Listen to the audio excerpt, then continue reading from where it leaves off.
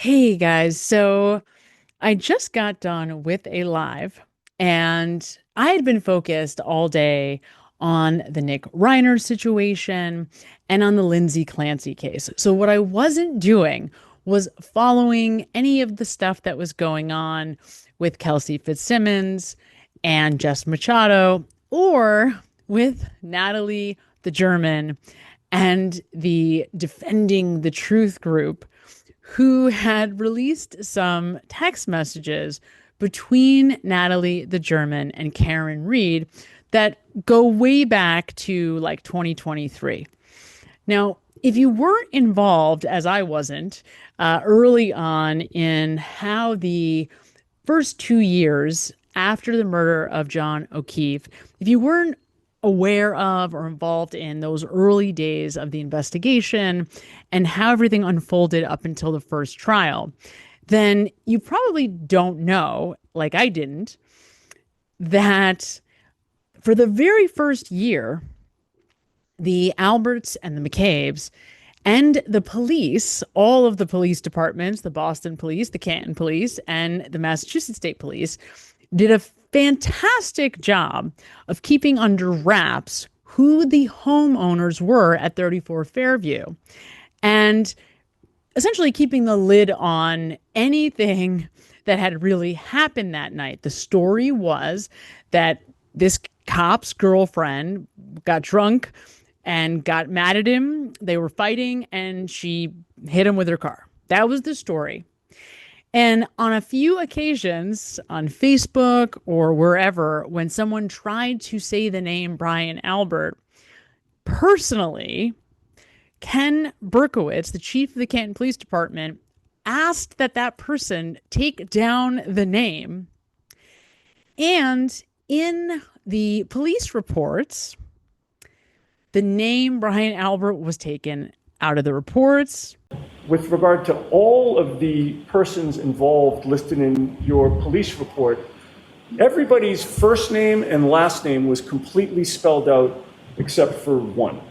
Would you agree with that? I don't. I believe those names were entered by Detective Sergeant Lang. Okay, but certainly the report has your name on it, correct? Correct. Whose name was not spelled out completely? I don't know. Thank you, sir. You're welcome. Having reviewed that report, does that refresh your memory as to whose name was not completely spelled out? Correct. Who was that? Brian Albert. Did you omit Brian Albert's first name to mask the fact that he was involved? No. No. And the address was listed as 32 Fairview. So with regard to Brian Higgins, his home address was not listed on there, correct? Correct. And what address was listed for Brian Higgins? 1492 Washington Street. And what is significant about that address? It's the town of Canton.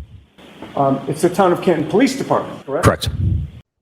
So in that early phase of all of this, before Aidan Carney gets involved, the story from a media perspective and even locally was, as I already stated.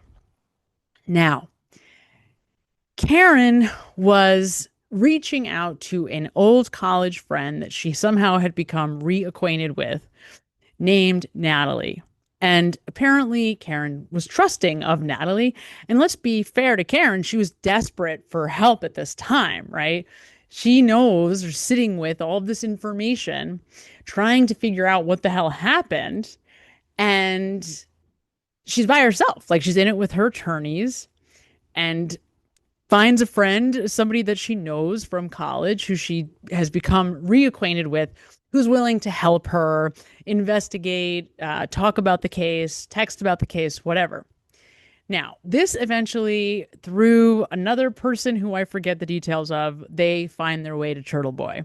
Now, Turtleboy is a local blogger, aka journalist, that is known for kind of exposing local crime stories, exposing just like, I'm not even sure how to describe it, maybe controversies, but local, right? So he is known by the locals in and around Boston for being this kind of controversial blogger who exposes these cases, these odd stories. But he's very well known to the point where Karen Reed finds a text message on John O'Keefe's phone between him and Julie Albert that states her worst fear in life is to wind up on Turtleboy. Okay, so the McAlberts know who Aidan Carney is.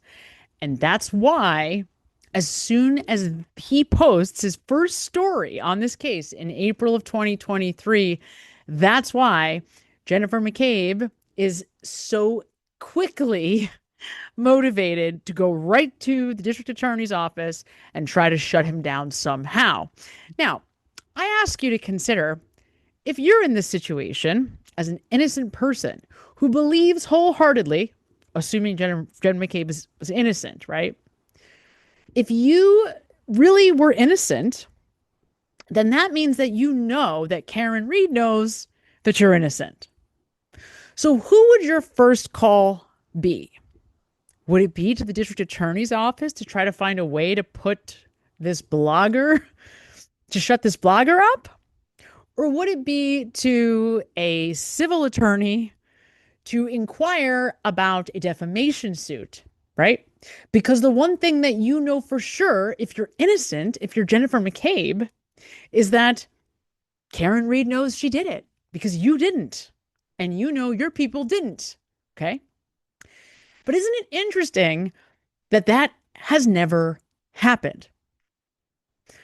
Now, a few months ago, maybe even less than that, this Defending the Truth campaign, this Testify campaign, was waged or begun by Brian Albert and co. to try to raise money to defend themselves against Karen Reed in her civil suit, okay? But there's a number of other kind of factors that may be worth also mentioning here, and a number of other potential motives on the part of the Alberts and the McCabes for wanting to begin to try to shift public opinion in their favor. John's, or would have been, I should say, John O'Keefe's birthday, his 50th birthday. And Julie made a really great suggestion last time we were on here that for his birthday tomorrow, let's start, if there's any donations, it can start with $5, $50, somewhere in there, the 50 in donations, and leave a really special message and hashtag him too. Okay. Now, it's not just that there's a civil case pending, which of course is enough of a reason. I mean, number one, they need money, right? Lawyers are expensive, period. I think one of the things that's come to light since this Defending the Truth YouTube group of ladies has emerged is that it is true that their lives have been devastated by the media, by all of us, by our attention to this case and to wanting to see justice for John O'Keefe. So do you want to talk a little bit about how Colin's doing now? Yeah, I mean, it's hard to put it into words for everyone to understand, but I would implore people like to just think about the fact that my son was 17 years old when this happened. He was a senior in high school, you know, getting ready to go to become a freshman in college, to go play on a football team, something that he strived for, that he loved, to play with his cousin. And he was able to do that at first, you know, for his freshman year. And we had no idea what was coming. But it's difficult what he's gone through and what he's been called, and his whole entire life has been turned upside down. It's been ruined in some ways. It's I don't know how to put this in exact words. Each day is a struggle for him, you know, to get out of bed. Some days are better than others. And it's disgusting what people have done to him and what they've said about him. And it's truly, I can't even, it gets me so upset. But he's, he just tries to get through each day at a time, one day at a time. It's just imagine, someone calling your son a murderer for no reason whatsoever. I couldn't, Okay. That's one thing that I think is pretty fair to say. However, these folks, these defending the truth ladies, continue to try to put forth this notion that we were all duped by Karen and Turtleboy. In one instance, one of these folks explains that, in her opinion, Aidan Carney was using Russian propaganda techniques as a way to brainwash all of us into believing that the Alberts and Higgins and the McCabe's are responsible for the death of John O'Keefe and whatever cover-up ensues. It's literally ripped from the propaganda, Soviet propaganda. It's exactly following those same 1,000%. rules. Because you're othering people, right? Mm-hmm. By dehumanizing them and putting them into a big group that everybody can be mad at. And they continue to say this in any way that they can. Now, in this effort, a few days ago, they released this 3-minute video with these text messages going back and forth between Natalie, the German, and Karen Reed from way back in 2022 and 2023. So we're going way back now, right? Way before the first trial. And interesting, the way that these messages are put out is in a 3-minute video set to music.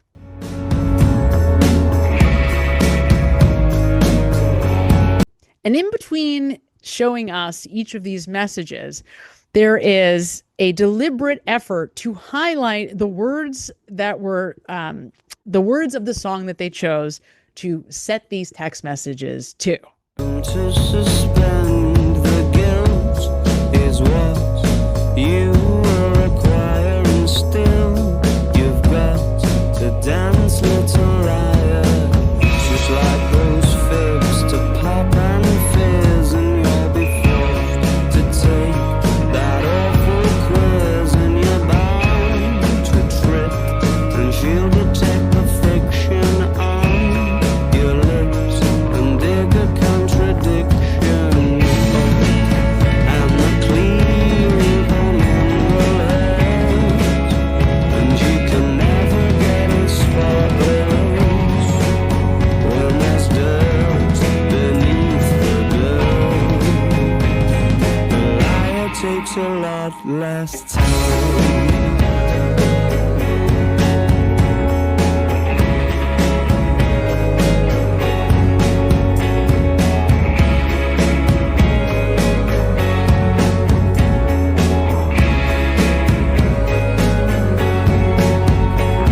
I'm sure it's clear and plain to read. It's not an alibi you need just yet. Oh no, it's something for those beads of sweat. Yes, that will get you back to normal. And after you have dabbed the patch, you'll breathe. I'm not sure why the music stops here, but it's just the way that that was recorded. I encourage you to look very closely at these texts because to me, there's just not a whole lot here or anything at all. In fact, all these texts do is reaffirm what we already know to be true about Karen Reed. For example, this one says, "So that's Proctor? Yep, Michael Proctor. I thought this all happened at Proctor's house or home. No, Brian Albert's home. Proctor is investigating the case. So we think Colin and Proctor beat up John or just Colin. Proctor was never there that night. He just entered the picture of the whole murder when I found John dead. Colin Albert and his uncle Brian beat up John, or Colin beat him up with a friend and Brian just did the cover up. That part I am not sure about yet. This one's from Karen Reed to this Natalie person, and it says, there is, and they are. Hey, if that Higgins flip is true, I want to be invited to that party. Ha, have a good night. All signs are pointing to him flipping, and the feds already went to Loughran with GPS data, so it feels things are escalating. You'll be invited to any and all parties. The funny part about this, and the, I guess, just glaringly obvious part to me that I don't get it. I just don't get it. I don't understand how you don't see this, but okay, you don't. There's two things going on, right? You have these folks insisting that Karen Reed and Turtleboy have brainwashed all of us because they're spinning a story, right? The problem with that, though, is that that has nothing to do with why, certainly I can speak only for myself, why I believe that these folks are responsible for the death of John O'Keefe. It has nothing to do with it, right? Like, I didn't even know, to be completely and totally honest, I didn't even know who Turtleboy was until after the first trial, because I was coming at this. My sister shared the case with me, told me, Sam, you got to check this out. You're going to really get into this, I think. The trial's just starting. You got to check it out. I, on my own, listened to Melanie and Peter Tragos. And so I didn't even know who Turtleboy was, okay? And I really wholeheartedly mean that. I'm listening to Melanie. I'm listening to Peter Tragos, by the way, who were attorneys, okay? So they're looking at this case from the lens of the legality of it. And it was my own sense that Brian Albert is the elder of 7 children living in the house that he grew up in, that his parents apparently bestowed to him to take over with his family, okay? So this is his childhood home, where he now lives with his family. He has 5 kids. And the story is that this 30-year veteran of the Boston Police Department, who was a Marine before that, did not know that a police officer was found dead on his front lawn as it happened. He didn't hear anything going on that morning and did not come out to see what the commotion was, okay? That, for me, was not possible from a psychological perspective, right? The kind of person that the elder, a Boston police officer from an Irish Catholic family of 7 children, okay? 7 children. There's no way that that kind of masculine figure, without even knowing who Brian Albert was. This is all I knew about who he was. What I just told you is what I knew. That was the first thing that in my mind was not possible. There's no world where this guy does not know what's going on his front lawn, not only on this morning, but ever. Okay. Now, after this, after I learned of this story, later, much later, I would go to the house and realize just how small the lawn was and that it was impossible, like virtually not possible. But before I knew that that was the case, before I knew it wasn't possible because it was physically not possible, I knew based on the character of the kind of person that is a Marine and then a Boston police officer, the elder of so many children, who is so responsible, so thought of in his own family as the alpha, that he's the one bestowed the family home. Okay. This is not just his house. This is his parents' house. This is the one he grew up in. Okay. This man knows what's going on his front lawn. Okay. All the time. Period. End of story. Then we learned of a German shepherd named Chloe who nobody hears an utterance out of at any point that morning. Okay. And again, this is before I knew anything about Jennifer McCabe or her testimony. This is just right? What I am learning as we are all learning it. That the story is there's no dog. Nobody sees a dog. No cops see a dog. No cops hear a dog. Nobody sees or hears from a dog at all on this morning. Okay. Now, I've had pets my entire life. Okay. A dog's job is to alert its owner, to protect you. That is its job. That has been written into its DNA going back to the beginning of time. That is why humans and dogs get along so well. Their job is to protect their owner. So you better believe that any breed, not just German Shepherds, although German Shepherds in particular, but before I knew that about German Shepherds in particular, I knew that even my 5-pound Chihuahua would alert me, would make it its job to alert me of any possible sound, danger, anything going on my front lawn. Okay? So those were the only facts that I needed to immediately start to ask questions like, wait a minute, that can't be. Those things are not true. So what's going on here? Why are we being told that this is what happened when that didn't happen? There's no way that's what happened, okay?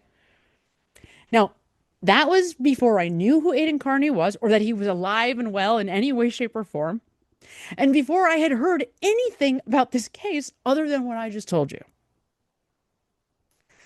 So this idea that we're all being duped by Turtleboy and Karen Reed herself is just so silly, right? It doesn't make sense. It doesn't make sense. It's absolutely doesn't make sense. Okay, it doesn't make sense. It just doesn't make sense. Now, that's before you add ARCA and physics and injuries and dog bite wounds and very, very smart doctors and physicists and some of the world's smartest engineers who are then ultimately telling us and showing us with actual experiments that it is not possible, okay, that it's not possible that John O'Keefe got the injuries that we see on his body from a vehicle injury. He did not get hit by a car, and certainly not operating at 24 miles per hour for 60 to 100 feet, okay? That's not what happened, period. That's it. So if that's not what happened, then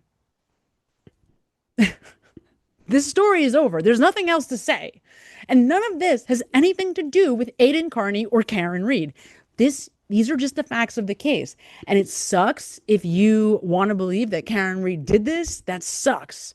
So yeah, I guess in your mind, you want to find a way to make all of us crazy and conspiracy theorists. I get that. But when you're trying to make the case that we're the crazy ones and that we're the ones spinning whatever information, and then you put out this video, how do you not see that that's not us doing that? That that's not coming from me, that's coming from you?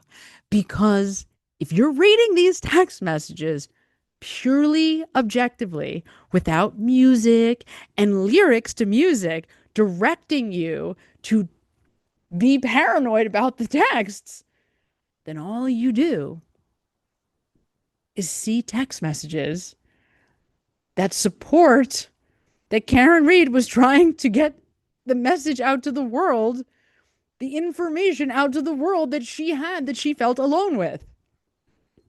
And I don't see how it helps anybody in that house. If anything, all it does is reaffirm this is what she believed happened. Somebody explain it to me, because I don't see it. So again, if you take out the sound and you take out all of the theatrics, then these messages are utterly benign. I don't get it. Somebody explain it to me, because I don't get it. I don't get it. I don't get it. It is the defense counselor's duty to protect the rights of the individual, as it is the prosecution's duty to uphold and defend the laws of the state. Justice for all. Only we have a problem here. I live inside my own world of make-believe. Kids screaming in the cradles, profanities. I see the world through ice covered in ink and bleach. Cross out the ones who heard my cries and watched me weep. I love everything. Fire spreading all around my room. My world's so bright, it's hard to breathe, but that's alright.